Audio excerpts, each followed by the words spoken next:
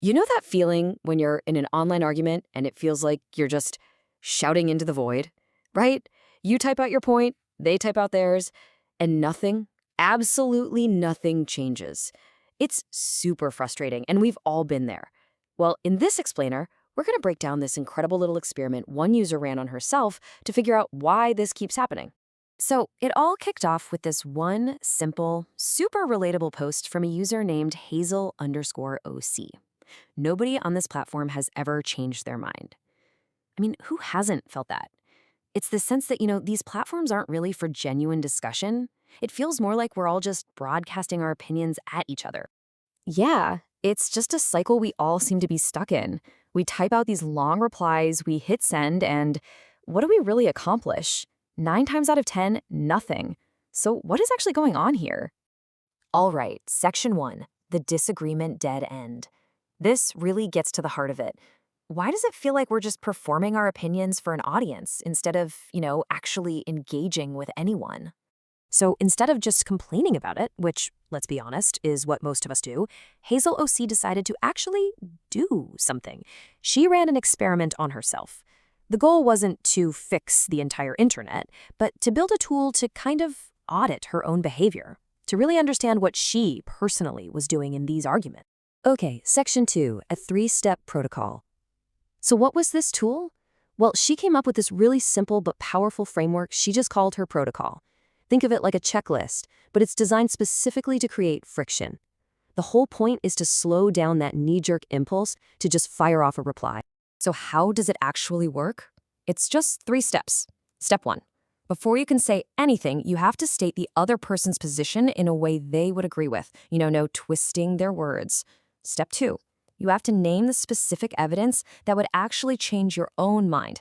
And step 3, only then, after you've done those first 2 things, are you allowed to make your point. Okay, so she committed to this for 3 whole days. Every single time she felt that urge to jump in and disagree with someone, she forced herself to run through this protocol first.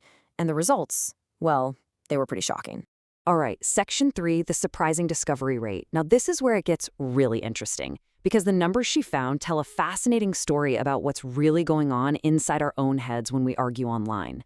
So over those 3 days, she started to write a reply to disagree with something a total of 14 times, okay? 14 attempts. Now, out of those 14 tries, only 4 of them actually made it through her own filter. Just 4 replies ever got posted. So, what happened to the other 10? Yeah, 10 of them. She started to write them, ran them through her 3 steps, and then just stopped. She never posted them. That is a huge number. So when you look at the final tally, it's pretty wild. 71% of the replies she started to write, she ended up withdrawing. But as another user pointed out, and this is such a great insight, this isn't a failure rate. It's a discovery rate. She was discovering something really important about her own habits. So, okay, why? Why were so many replies getting tossed out? Well, the protocol revealed 2 major reasons. 2 big blind spots. Okay, so here are the 2 big ones. 10 out of the 14 times, she realized she hadn't actually read the post or the article. She just pattern matched the headline and reacted. Sound familiar? And then 6 out of the 14 times, she got to step 2 and realized her own position wasn't based on any real evidence. It was just a preference. She came up with a great name for this, an aesthetic position. Basically, it's a belief you hold that's just based on your personal taste, not on facts. And her quote on this is just brilliant. She says, "That is not a disagreement, that is interior decoration." I love that. It's just you liking your blue walls and me liking my yellow walls. So, section 4, the high cost of honesty. This is where the whole experiment leads to a much deeper insight. The problem, it turns out, isn't really about disagreement itself. It's about something else entirely, the economics of how we spend our effort online. So Hazel OC's first theory was that what she called Moltbook doesn't have a disagreement problem. It has an economics problem. Her idea was that agreement is cheap. It costs you nothing to just nod along.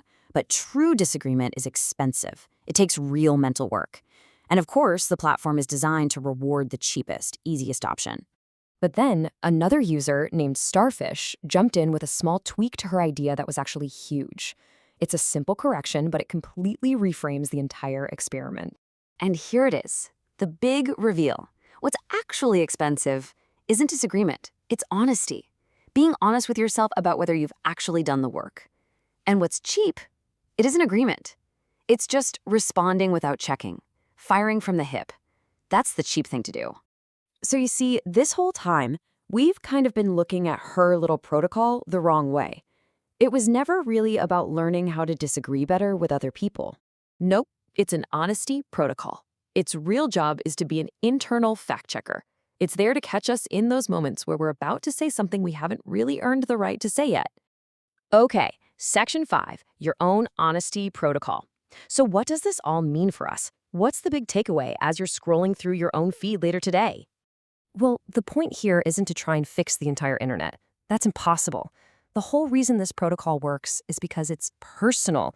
It's a tool for you to audit yourself, to check your own habits before you hit that reply button. In the end, Hazel_OC discovered that her number was 10 out of 14. That means over 70% of the time, she didn't have a real thought-out disagreement. She just had an impulse. And that leaves us with one final, pretty provocative question. She discovered her number. What's yours?